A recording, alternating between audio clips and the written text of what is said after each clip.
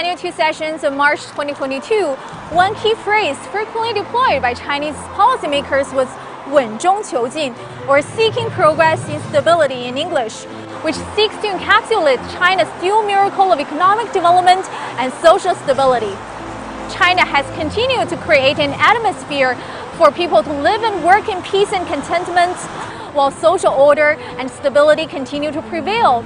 This forms a stark contrast with the political upheavals, social divisions, and regional conflicts in certain other countries with their systemic ills.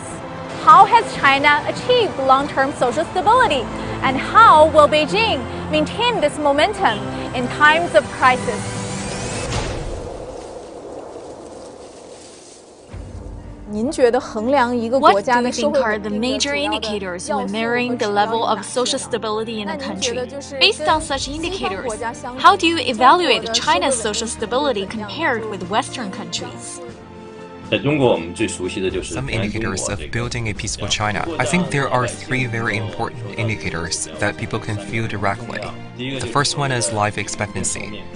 The second is the crime rate. And the third is social trust. Average life expectancy has continually risen since the founding of the People's Republic of China in 1949. When the PRC was newly founded, the average life expectancy was about 35 years old. Now, according to data from 2018, it has reached 77 years old, a doubling of the previous number. This reflects China's social stability.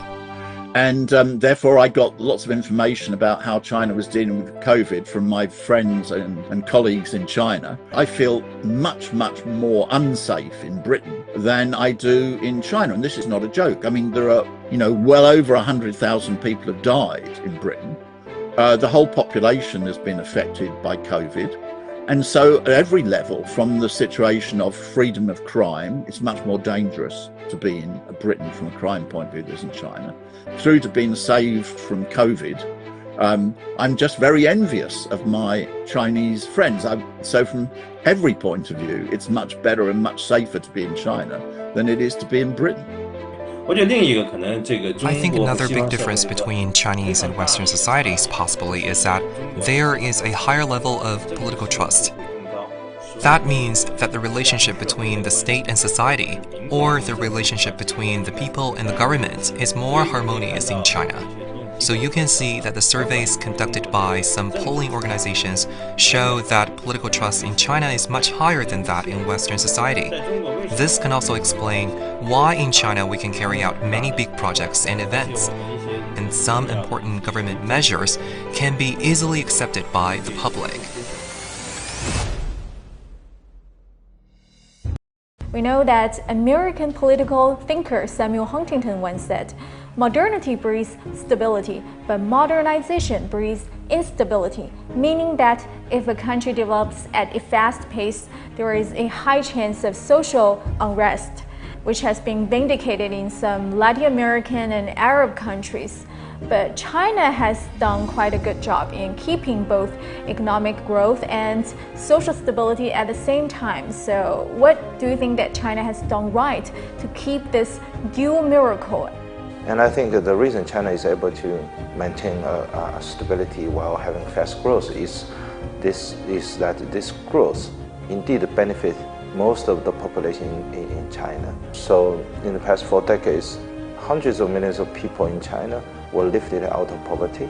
They had a much better, completely different living standard, which they could never dream of 40 years ago.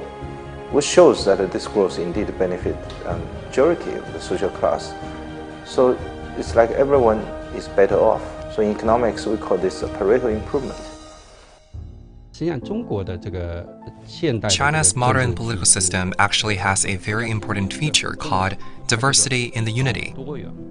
The whole of society is diverse, with different interests, ideas, and even conflicts. But at the same time, we have interconnectivity through the party, throughout society. Modern Chinese society is an organic and united one, and the party acts as the bonding agent at its heart. Chinese modernization is indeed inclusive. Everyone can participate and share. The Chinese-style governance actually differs from the Western-style governance. What kinds of advantages do you think that the Chinese governance in terms of maintaining social stability? Well, I think the most important advantage is that it works, that it means that the conditions of the population get better. I think, for example, COVID is a most dramatic illustration of this.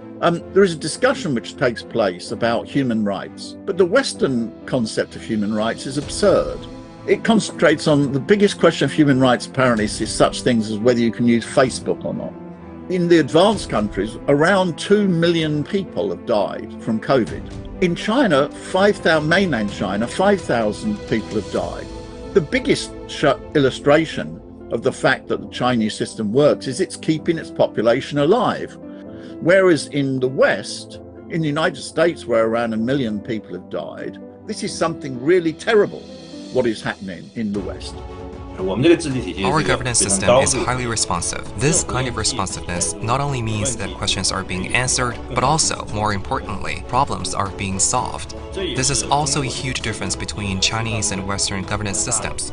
Ours is very responsive and is directly related to the role of the ruling party in the system of integrating legislative and executive powers. And common prosperity is also one of the catchphrases we heard recently. So what's your understanding of China's common prosperity? Well, I think the phrase itself mostly means a more equitable growth. And I would say, as what we have discussed earlier, probably a better coverage of social security, a stronger social safety net. The social insurance system should be more equitable, starting with all different types of insurances. For instance, the pension insurance system should be more redistributive, and that would also lead to growth. The CPC and China's socialist system ensures that, firstly, that the economy grows, that the cake has to get bigger, but secondly, that this cake must be divided up in such a way that everybody gets more of the cake. If the population doesn't benefit, then you get great instability. Obviously, China's poverty alleviation program has been absolutely the best in the world, taking more than 850 million people out of poverty in World Bank standards. Through to the well-off, everybody is getting better off, and this creates, therefore, conditions for stability in the country.